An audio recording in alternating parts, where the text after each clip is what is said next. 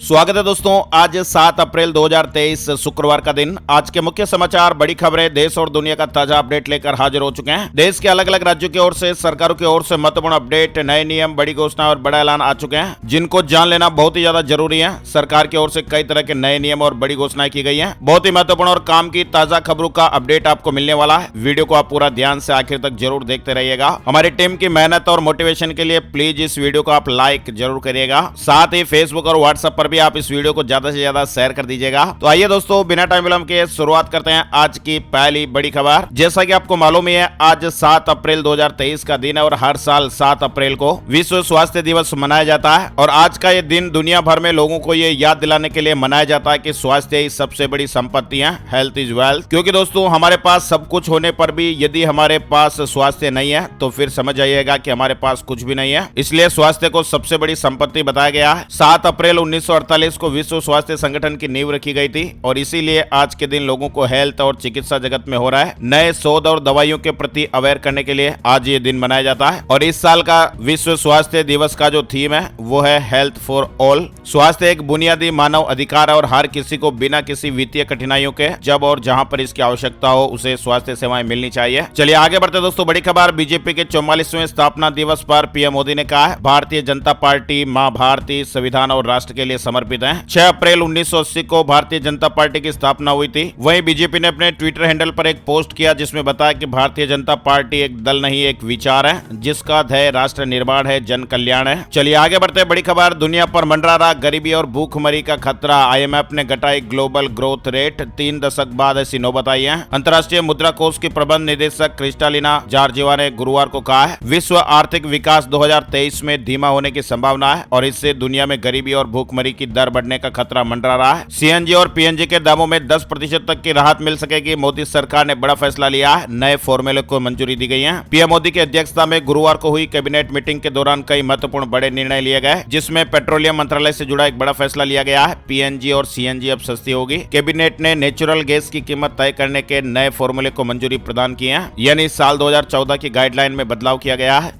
भारतीय अंतरिक्ष नीति 2023 को भी मंजूरी दी गई है। अब कई स्टार्टअप इसरो के साथ जुड़ सकेंगे। कैबिनेट ने प्राकृतिक गैस की कीमत तय करने के लिए नए फॉर्मूले को मंजूरी दी और अब हर महीने मूल्य तय होगा। चलिए आगे बढ़ते। बड़ी खबर आ रही है, सट्टेबाजी और दाव लगाने वाले ऑनलाइन गेम बैन किए जाएंगे। सरकार ने नई एडवाइजरी जारी की है और कहा कि ऐसे विज्ञापन ना दिखाएं मीडिया। टीम बनाओ, इनाम पाओ, दाव लगाओ, किस्मत बदलो, इस तरह के लुभावने विज्ञापनों के जरिए दाव लगाकर पैसे कमाने का सपना दिखाने वाले ऑनलाइन गेम को बंद किया जाएगा। केंद्र सरकार ने गुरुवार को इस बारे में एडवाइजरी जारी की है। सरकार ने कहा कि ऑनलाइन गेम की सेल्फ रेगुलेटरी संगठन एसआरओ की तरफ से जांच की जाएगी। नियमों पर खरा उतरने पर ही ऑनलाइन गेम को पब्लिक प्लेटफॉर्म पर चलाने की परमिशन दी जाएगी। सट्टेबाजी वाले गेम्स को मंजूरी नहीं मिलेगी। बैंकों से कर्ज लेना आसान होगा। अब यूपीआई से भी डिजिटल क्रेडिट लाइन सुविधा का फायदा ले पाएंगे। भारतीय रिजर्व बैंक की नई मौद्रिक नीति की घोषणा हो गई है, जिसमें यूपीआई के दायरे को बढ़ा दिया गया। घोषणा के मुताबिक कर्जदारोरों को बैंकों से डिजिटल क्रेडिट लाइन का उपयोग करने के लिए यूपीआई का इस्तेमाल किया जा सकेगा। वह दोस्तों, सबसे बड़ा अपडेट आ रहा है, ब्याज दर में बदलाव नहीं हुआ। 6.5% ही रेपो रेट रहेगी। लोन महंगे नहीं होंगे, ईएमआई भी नहीं बदलेगी। लोन वालों के लिए आरबीआई ने बड़ा ऐलान किया है, राहत की खबर है। आरबीआई ने गुरुवार को रेपो रेट में इजाफा नहीं करने का फैसला किया, यानी कि ब्याज दर अब 6.5% ही बनी रहेगी। बड़ी खबर है, नितिन गडकरी जी ने 212 किलोमीटर लंबे दिल्ली देहरादून एक्सप्रेसवे का निरीक्षण किया है। 12,000 करोड़ रुपए की लागत से इसका निर्माण किया जा रहा है। 212 किलोमीटर लंबा ये 6 लेन दिल्ली देहरादून ग्रीनफील्ड एक्सप्रेसवे है, जिसका निरीक्षण किया गया है। साथ ही साल में 2 बार हो सकती है बोर्ड परीक्षाएं। शिक्षा मंत्रालय ने एनसीएफ का प्री ड्राफ्ट जारी किया है। न्यू एजुकेशन पॉलिसी के लागू होने के बाद से स्कूली शिक्षा में जल्दी कई बड़े बदलाव सामने आने वाले हैं। केंद्र सरकार की ओर से बनी कमेटी ने फिलहाल ड्राफ्ट में जो सिफारिशें की है उसके अनुसार छात्रों को साल में 2 बार बोर्ड एग्जाम देने होंगे, यानी हमारे देश की स्कूली शिक्षा आने वाले कुछ सालों में पूरी तरह बदली नजर आएगी। नेशनल एजुकेशन पॉलिसी 2020 लागू होने के साथ ही शिक्षा व्यवस्था में बदलाव की तैयारियां हो गई हैं। सरकार ने नई राष्ट्रीय पाठ्य चर्चा की रूपरेखा तैयार करने के लिए केंद्र सरकार की तरफ से एक विशेषज्ञ पैनल नियुक्त किया गया था और इसी विशेषज्ञ पैनल ने अब साल में 2 बार बोर्ड परीक्षा की सिफारिश की है। 14 अप्रैल को पीएम मोदी का असम दौरा, विकास परियोजनाओं का उद्घाटन और शिलान्यास करेंगे। 14 अप्रैल को पीएम मोदी एक दिन के लिए असम के दौरे पर रहेंगे। ईरान पर हमले की तैयारी, इजराइल ने कहा कि अमेरिका ने साथ नहीं दिया तो अकेले हमला करेंगे, नतीजे की परवाह नहीं। इजराइल के एयरफोर्स चीफ हेरजी हालेवी ने गुरुवार को साफ कर दिया कि उनका मूल मुल्क ईरान पर हमले के लिए तैयार हैं। हैरजी के मुताबिक हमें इस बात की परवाह नहीं है कि ईरान पर हमले के दौरान अमेरिका मदद करता है या नहीं। अगर वो साथ नहीं देता तो हमें कोई दिक्कत नहीं, हम अकेले ईरान को एटमी हथियार बनाने से रोक सकते हैं। इजराइल का आरोप है कि ईरान एटमी हथियार बनाने के करीब पहुंचता जा रहा है और उसका आरोप है कि अगर ईरान न्यूक्लियर वेपन्स बनाने में कामयाब हो गया तो इससे इजराइल के साथ ही कई अरब देशों की सिक्योरिटी को खतरा पैदा हो जाएगा। लिहाजा ईरान को एटमी ताकत बनने से हर कीमत पर रोका जाएगा। चलिए अपडेट खबर आ रही है। अब दिल्ली के किसी भी सब रजिस्ट्रार ऑफिस में हो सकेगी संपत्तियों की रजिस्ट्री। एलजी के सक्सेना जी ने इस तरह की मंजूरी दी है। इसके लिए पूरी दिल्ली को एक जिला के रूप में घोषित किया जाएगा और इस कदम से भ्रष्टाचार और उत्पीड़न पर अंकुश लगेगा और सब रजिस्ट्रार कार्यालयों में चक्कर लगाने वाले लोगों को भी राहत मिलेगी। इस तरह से नियमों में बदलाव होने जा रहा है। कर्नाटक चुनाव से पहले राष्ट्रीय पार्टी बन सकती है आम आदमी पार्टी। हाईकोर्ट ने इलेक्शन कमीशन से कहा है 13 अप्रैल तक फैसला करें। आपको बता दें अरविंद केजरीवाल की आम आदमी पार्टी को अब तक राष्ट्रीय पार्टी का दर्जा नहीं मिला है। नेताओं ने इलेक्शन कमीशन पर दर्जा देने में देरी लगाने का आरोप लगाया है और इस संबंध में कर्नाटक हाईकोर्ट में एक याचिका दाखिल की गई। कर्नाटक हाईकोर्ट ने गुरुवार को मुख्य चुनाव आयुक्त राजीव कुमार को 13 अप्रैल से पहले पूरी स्थिति के बारे में आदेश जारी करने के निर्देश दिए हैं। वह दोस्तों बड़ी खबर आ रही है, यूपीआई पेमेंट से जुड़ा हुआ अपडेट है। नेपाल में भारतीय पर्यटक अब कर सकेंगे यूपीआई पेमेंट। दोनों देशों के बीच समझौते की तैयारी हो रही है, यानी नेपाल घूमने जाने वाले भारतीय पर्यटकों और श्रद्धालुओं के लिए अब बहुत ही जल्द डिजिटल पेमेंट का रास्ता खुलने वाला है। इस संबंध में दोनों देशों के बीच समझौता करने की तैयारियां हो रही हैं। वहीं मनीष कश्यप पर एनएसए लगा दिया गया है। बिहार के बाद तमिलनाडु में भी बड़ा एक्शन हुआ है। 19 अप्रैल तक न्यायिक हिरासत में है। मनीष कश्यप पर तमिलनाडु में बड़ी कार्रवाई हुई है। मनीष कश्यप पर तमिलनाडु में नेशनल सिक्योरिटी एक्ट यानी एनएसए लगाया गया है और इसके बाद अब मनीष कश्यप की मुश्किलें और अधिक बढ़ सकती हैं। इससे पहले 5 अप्रैल बुधवार को मनीष कश्यप ने सुप्रीम कोर्ट का दरवाजा खटखटाया था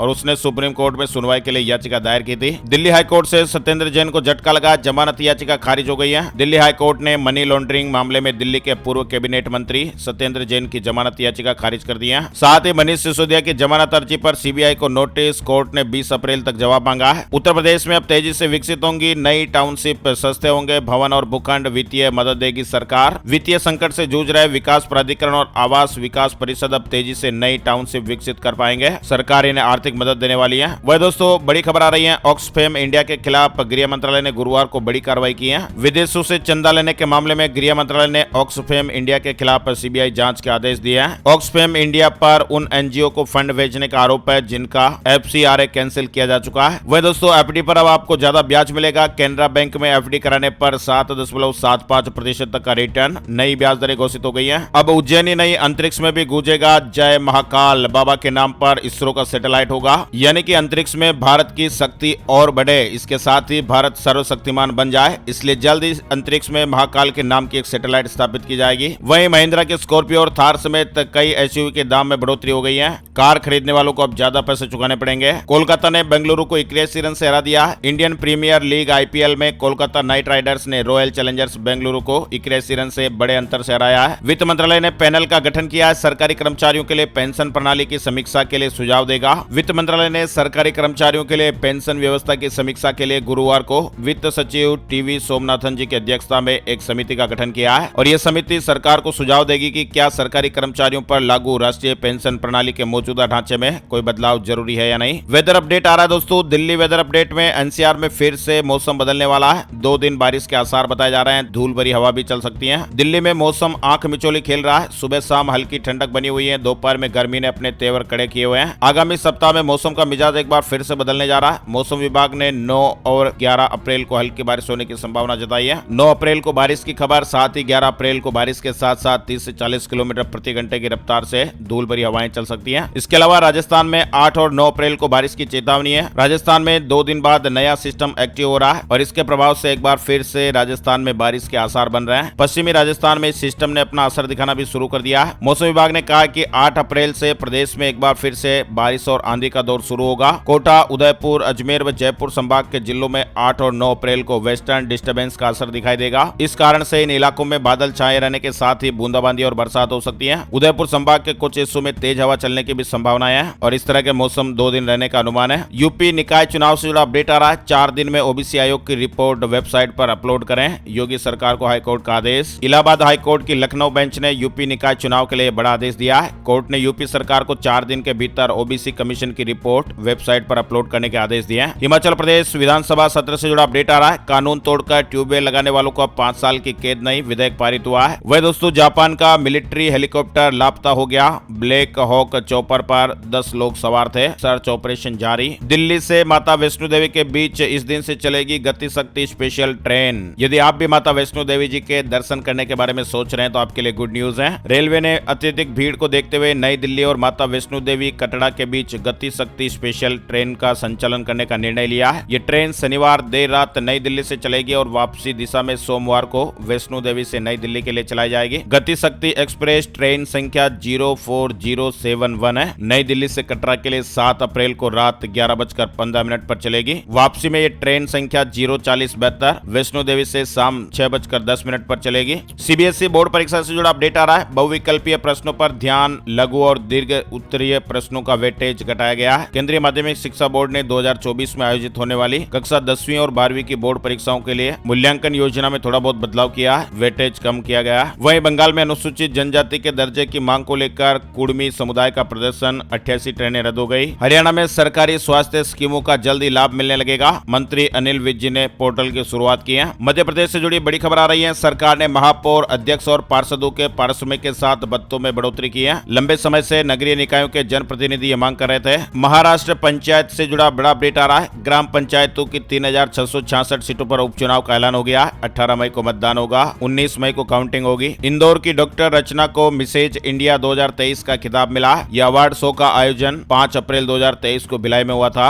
उन्होंने ऑडिशन के दौरान मध्य प्रदेश का प्रतिनिधित्व किया और मिसेज इंडिया 2023 की विजेता रही। आरपीएससी सेकंड ग्रेड का पेपर बेचने वाला वाइस प्रिंसिपल गिरफ्तार हो गया है। राजस्थान आरपीएससी से जुड़ा अपडेट है। सारण को 1 करोड़ में बेचा था। एसओजी ने उड़ीसा से आरोपी को पकड़ लिया। इस तरह के अपडेट्स हैं। सीनियर टीचर भर्ती परीक्षा के मामले में फरार चल रहे mastermind vice principal Sher Singh Meena को एसओजी ने गिरफ्तार कर लिया है। हिमाचल प्रदेश से जुड़ी खबर, भांग की खेती को वैध करने के मामले में 5 सदस्यीय कमेटी गठित की गई है। सीएम सुक्खू जी ने सदन में इस तरह का ऐलान किया है और यह कमेटी 1 महीने के भीतर सरकार को रिपोर्ट देगी कि भांग की खेती को क्यों वैध किया जाए। इसके अलावा जम्मू कश्मीर में आतंकियों की संख्या अब तक की सबसे कम। डीजीपी ने कहा जो आतंकी बचे हैं उन्हें पकड़ लिया जाएगा या मार दिया जाएगा। साथ ही 2018-19 में चंदा दिया था और अब नोटिस मिल रहा है। इनकम टैक्स विभाग से जुड़ा अपडेट आ रहा है। 7 दिन में 690 लोगों को नोटिस मिल गए। इन्होंने राजनीतिक दलों को चंदा देकर आयकर में छूट ली थी। आरोप है कि चेक से चंदा दिया गया और नकद में पैसा वापस लेकर कर बचाया गया। मोबाइल ऐप से जुड़ी मुंबई की लोकल ट्रेन अब लाइव स्टेटस के अलावा और भी कई तरह की जानकारियां मिल पाएगी। मुंबई लोकल ट्रेन अब मोबाइल ऐप से जुड़ गई है। झारखंड के शिक्षा मंत्री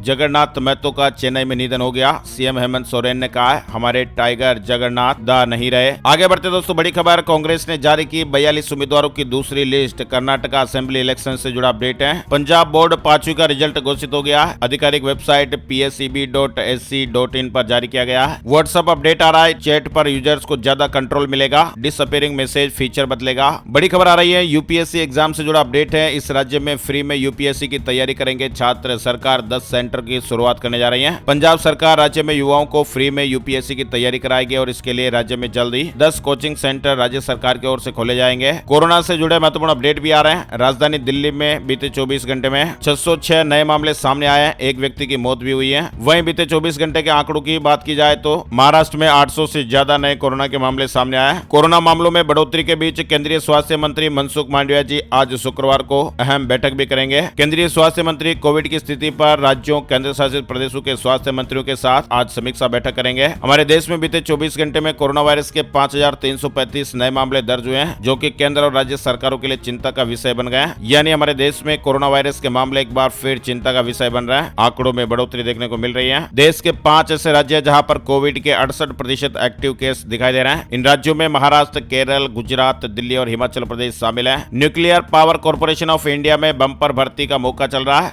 तिब्बत के सिजांग में भूकंप आया। 4 दिन में दूसरी बार यहां पर धरती हिली है। 4.6 की तीव्रता रही। केरल में गुरुवार से G20 की दूसरी डेवलपमेंट वर्किंग ग्रुप मीटिंग शुरू हुई और इस मीटिंग में पर्यावरण और विकास से संबंधित विषयों पर चर्चा की गई। 150 देशों के डेलीगेट्स हिस्सा ले रहे हैं। 2022 में दुनिया का 9वां सबसे व्यस्त हवाई अड्डा रहा दिल्ली एयरपोर्ट। एशियाई की रिपोर्ट सामने आई है। एयरपोर्ट काउंसिल इंटरनेशनल यानी एशियाई की सूची के अनुसार दिल्ली हवाई अड्डा 2022 में 5.94 करोड़ से अधिक यात्री यातायात के साथ दुनिया के 90वें सबसे व्यस्त हवाई अड्डे के रूप में उभरा है। DIAL राष्ट्रीय राजधानी में इंदिरा गांधी अंतर्राष्ट्रीय हवाई अड्डे का संचालन करता है। सत्र के आखिरी दिन भी नहीं हो सका कामकाज, लोकसभा अनिश्चित काल के लिए स्थगित। आइए दोस्तों बात करते हैं gold price today, silver price today update. सोने चांदी के भाव से जुड़ा महत्वपूर्ण अपडेट आ गया है। गुरुवार सुबह सोना 60,575 रुपए प्रति 10 ग्राम पर रहा, वहीं चांदी 73,965 रुपए प्रति किलोग्राम पर रही। IBJ के ऑफिशियल वेबसाइट पर आपको इसकी विस्तृत जानकारी मिलेगी। अब बात कर लेते हैं दोस्तों वेदर न्यूज एंड एनालिसिस।